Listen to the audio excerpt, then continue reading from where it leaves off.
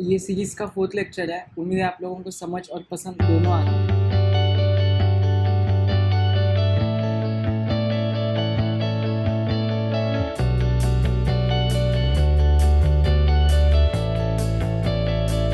नहीं होते, but intraday जब आता है तब थोड़ा चीज़ें कॉम्प्लेक्स होना स्टार्ट हो जाती है। तो अभी हम इंट्राडे के बारे में देखेंगे।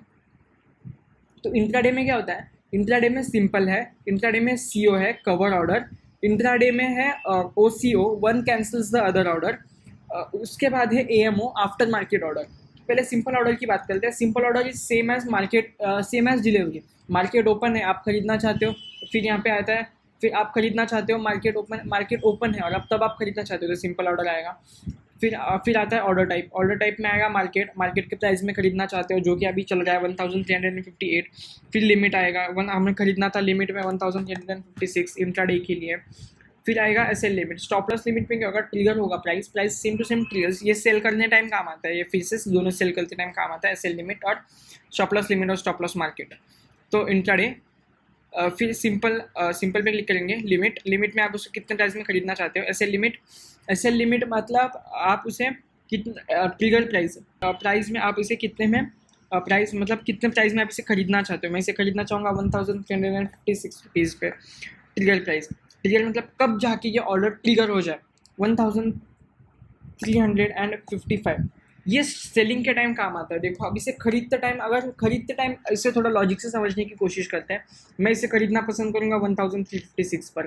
तो मैंने 1356 पर मैं इसे खरीदूंगा, बट मेरा जब ये 1355 होगा तब मेरा ऑर्डर ट्रिगर होएगा, मार्केट में पहुंचेगा कि मेरा ऑर्डर अभी रेडी टू एग्जीक्यूट हो चुका है। बट अगर 1355 के बाद अगर 1354 हुआ तो मुझे ये शेयर नहीं मिलेगा। तो इसी टाइम में बाय करते टाइम कुछ ज़्यादा फायदा का नहीं होता है। तो देखो ट्रिगर प्राइस ही हो गया 1355, मुझे मिलेगा 1356 पर। फिर आता है सीओ ऑर्डर। सीओ में आपको ऑर्डर टाइप के बाद सिर्फ दो ही ऑप्शन मिलते हैं, मार्केट और लिमिट। अब उसे कितना बट इसमें आपको एक फ़ायदा मिलता है, आप इसे स्टॉप लॉस लगा सकते हो। स्टॉप लॉस यानी कि खरीदते टाइम ही स्टॉप लॉस। अगर शेयर का प्राइस आप चाहते हो कि 1358 है, आप उसे खरीदोगे लिमिट लगा के 1356, बट आपको ऐसा लग रहा है कि ये शेयर बढ़कर हो जाएगा 1360 रुपीज़, तो आप उसे 4 रुपये के प्रॉफिट के लिए खरीदना चाहते हो। तो देखो क्या हो जाएगा, स्टॉप लॉस लगाना मतलब देखो यहाँ पे ना आप इसे स्टॉप लॉस लगा सकते हो कि 1350। तो जैसे ही ये शेयर 1356 है, अगर ये शेयर जितना बढ़ रहा है उतना बढ़ने दो, जब तक आपका मार्केट ओपन है तब तक आप चाहते हो कि जितना चाहे उतना बढ़े, बट आप चाहते हो कि ये सिर्फ गिरे कम ताकि मेरा नुकसान कम हो। अगर ये शेयर मान लो कुछ मार्केट की कंडीशंस ख़राब है उस टाइम पे और ये शेयर गिरकर हो जाता है अचानक से, मतलब देखते ही देखते ये शेयर हो जाएगा 1000 रुपीज़ का, तो आपका नुकसान 300 रुपये हो जाएगा। तो आप यहाँ पे वो नुकसान रोक सकते हो।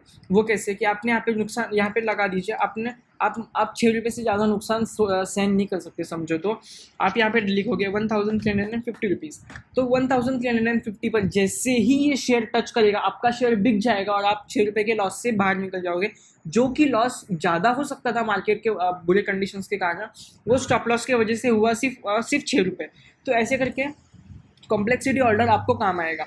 तो उसके बाद आएगा ओसीओ। ओसीओ में क्या होता है कि ओसीओ में आप सेल प्राइस भी डाल सकते हो, मतलब उसमें सिर्फ आप स्टॉप लॉस लगा सकते हो। मतलब जैसे ही मार्केट का शेयर 1350 पे हुआ तो इसे बेच दो। तो जैसे ही ओसीओ में क्या फ़र्क है, ओसीओ में समझो आप उसे बेचना चाहते हो 1370 पे, आपको पक्का गारंटी है वो जाएगा 1750 पे, क्योंकि मार्केट की कंडीशंस अच्छी है या फिर स्टॉक को लेकर कुछ गुड न्यूज़ आई है।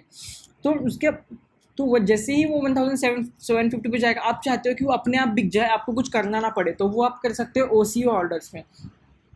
तो यहाँ पे डालना है आपको स्टॉप लॉस। तो स्टॉप लॉस जो डालना है आपको, यहाँ पे आपको कितना रुपए का नुकसान आप झेल सकते हो, तो आप 6 रुपये का नुकसान ज़्यादा से ज़्यादा झेल सकते हो। तो मैं यहाँ पे डालूंगा 6 रुपये। आप टारगेट सेल में आप कितने रुपए का प्रॉफिट करना चाहते हो। शेयर का प्राइस है अभी 1358 रुपीज़। मैं पक्का जानता हूँ कि 1770 पे टच हो जाएगा क्योंकि मार्केट की कंडीशंस अच्छी है। तो मैं यहाँ पे डालूंगा 22, क्योंकि 22 रुपीज़ प्रॉफिट हो जाएगा। जैसे कि अगर आप देखोगे तो ये 58 है, तो उसको 70 पे लिए 22 रुपीज़ बढ़ना पड़ेगा। तो डिस्क्लोज क्वांटिटी मैं रिव्यू पर क्लिक करूँगा। तो देखो इसके बाद ये आ जाएगा डे, वैलिडिटी डे, मतलब आज शाम आप ले लोगे side by, order type limit, intraday, आप उसे क्वांटिटी खरीद रहे हो 1000, प्राइस हो गई 1356 रुपीज़, आप उसे खरीदोगे 1356 रुपीज़ पर। टारगेट सेल मतलब जैसे ही वो 22 रुपीज़ पर, मतलब 1370 पे टच हो जाएगा, आपका शेयर बिक के आपका प्रॉफिट आपके पास आ जाएगा। और स्टॉप लॉस में क्या होगा, जैसे ही वो 6 रुपये जैसे नीचे गिरेगा, आपने जिस प्राइस पे उसे खरीदा 1356 को लेकर के, जैसे ही 1350 हो जाएगा तो वो शेयर अपने आप बिक जाएगा, आपका स्टॉप लॉस भी हो जाएगा। तो देखो आप इसमें क्या कर रहे हो, ओसीओ में आप ना शेयर को एक रेंज दे रहे हो कि तुम इस रेंज से बाहर नहीं जा सकते। जैसे ही तू ये रेंज से बाहर गया बढ़ते बढ़ते तो बिक के मुझे प्रॉफिट आ जाएगा। और अगर जैसे ही तू गिरते गिरते अगर वो 6 रुपये से ज़्यादा गिरा तो आपका लॉस भी कम हो जाएगा। बट इसमें एक नुकसान भी है, अगर वो शेयर का प्राइस गिर के, अगर वो शेयर का प्राइस बढ़ते बढ़ते 1400 भी हो गया ना, तो आपका शेयर बिक जाएगा 1370 रुपीज़ पर, क्योंकि आपने उसे ओसीओ पे रखा था। तो ये होता है इसका एक डिसएडवांटेज है, क्योंकि ये जैसे ही 1370 टच होएगा आपका शेयर बिक जाएगा। तो अगर वो शेयर 1400 भी हो गया तो भी आपको कुछ फर्क नहीं पड़ेगा, क्योंकि आपने तो उसे बेच दिया 1370 पर। तो ये होता है ओसी ऑर्डर। फिर उसके बाद आता है इंट्राडे में after market order. After market के ऊपर यहाँ पे भी 4 ऑप्शन है, एसएल मार्केट और एसएल लिमिट। तो एसएल मार्केट में क्या, एसएल मार्केट भी सेम है, ये बेचने को काम आता है। एसएल मार्केट में आपने ट्रिगर प्राइस डाला 1370, जैसे ही 1370 ट्रिगर हो जाएगा आपका मार्केट में उस शेयर का प्राइस जो भी चल रहा होगा उस टाइम पे उस भाव पे वो बिक जाएगा। और आपने एसएल लिमिट सिलेक्ट किया, एसएल लिमिट में क्या ट्रिगर प्राइस आपने डाला 1356 रुपीज़, 1300 एंड आप उसे 70 पे बेच रहे हो, तो 68 पे मेरा प्राइस, मेरा मार्केट में ऑर्डर पहुंच जाए 1370 पे मैं इसे बेचना पसंद करूँगा। तो वो तो ये जो चार्ट मैंने दिखाया, ये चार्ट को मुझे असल में इसलिए दिखाना पड़ा क्योंकि ये चीज़ें कुछ कभी कभी ज़्यादा कॉम्प्लिकेटेड हो जाती हैं। देखो अगर मैं डिलीवरी सेलेक्ट करूँगा, डिलीवरी में मैं अगर देखो अगर मैं यहाँ पे एक भी चेंज करता हूँ ना तो मुझे ऑप्शंस लिमिटेड मिल जाएंगे। अगर मैं यहाँ पे स्टॉप लॉस इंट्राडे में अगर मैं स्टॉप लॉस ऐड करूँगा तो देखो ओसीओ में अपने आप कन्वर्ट हो जाएगा। मैं सीओ कन्वर्ट करता हूँ, सीओ में कन्वर्ट करता हूँ। तो ये जो स्क्रीन पे मैंने जो चार्ट दिखा है ना, अब मैं थोड़ा उसको एक्सप्लेन कर लेता हूँ। तो प्रोडक्ट कॉम्प्लेक्सिटी और ऑर्डर टाइप, जैसे कि मैंने आपको बताया आपको 3 चीज़ें सिलेक्ट करनी पड़ती है एक जाने के लिए। तो प्रोडक्ट हो गया, इंट्राडे और डिलीवरी। पहले तो आपको इंट्राडे सिलेक्ट, डिलीवरी वो सिलेक्ट करने में, अभी मैं फिर से बोलता हूँ, मैं आपको इंट्राडे बिल्कुल रिकमेंड नहीं करता। इंट्राडे में आपका शायद कभी प्रॉफिट हो जाए, बट ऐसे प्रॉफिट का कोई फ़ायदा नहीं होता जो कि आप ऐसे कमा रहे हो, जुआ वगैरह खेल के कमा रहे हो। ऐसे प्रॉफिट मुझे बिल्कुल पसंद नहीं और ना मैं आपको रिकमेंड करूँगा इंट्राडे। आप डिलीवरी में जा सकते हो, कंपनी में इन्वेस्ट कर सकते हो प्रॉपर अच्छी तरह से जान के कि कंपनी क्या कर रही है क्या नहीं। और फिर आता है उसका कॉम्प्लेक्सिटी, फिर आपको कॉम्प्लेक्सिटी सिलेक्ट करना पड़ता है। और अगर सिंपल में आप देखो, सिंपल में एसएल लिमिट यूज़ कर सकते हो, बट आप सीओ में आप एसएल लिमिट नहीं यूज़ कर सकते। ये सब उसकी कॉम्प्लिकेटेड चीज़ें हो जाती है, ठीक है। तो ये सब हो गई, ये सब हो गया ये सब मुझे ऐसा लगता है कि आपको जानना ज़रूरी था, इसलिए ये चार्ट मैंने बनाया। इस चार्ट को आप पीडीएफ में भी डाउनलोड कर सकते हो नीचे। तो कॉम्प्लेक्सिटी जो है वो आपको सिलेक्ट करनी पड़ती है। अगर आपने सिंपल सिलेक्ट किया तो आपको ये 4 ऑप्शंस मिलेंगे, इस 4 को छोड़ के आपको कोई ऑप्शंस नहीं मिलेंगे। आपने सीओ सिलेक्ट किया तो आपको ये 2 ऑप्शंस मिलेंगे ऑर्डर टाइप में। अगर आपने इंट्राडे में ओसीओ सिलेक्ट किया तो आपको ये 2 ऑप्शंस मिलेंगे, लिमिट और एसएल लिमिट, जो कि हमने पीछे एक्सप्लेन किया।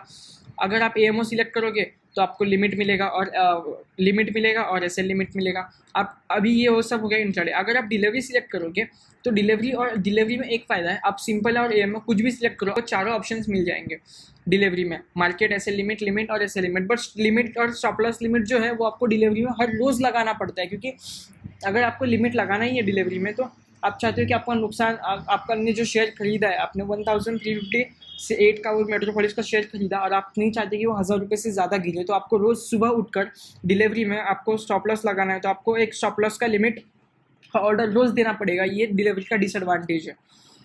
तो बस इस वीडियो के लिए इतना ही। अगले वीडियो में हम शेयर खरीद के दिखाऊंगा मैं आपको।